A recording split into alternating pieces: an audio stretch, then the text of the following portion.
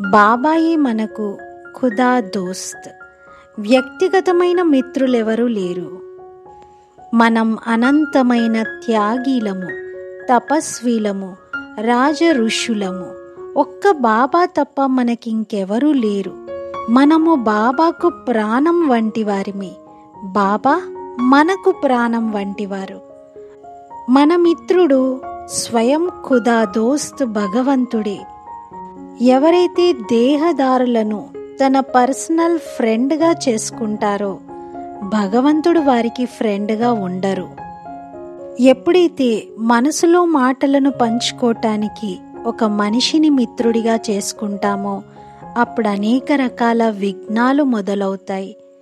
పరస్పరంలో హృదయం యొక్క విషయాలను ఇచ్చిపుచ్చుకోవటం, హృదయాన్ని సంతోషపెట్టుకోవటం, నవ్వుకోవటం, ఇవన్నీ భగవంతుడు వారి మిత్రుడిగా లేరు అనేది నిరూపిస్తూ ఉంటాయి.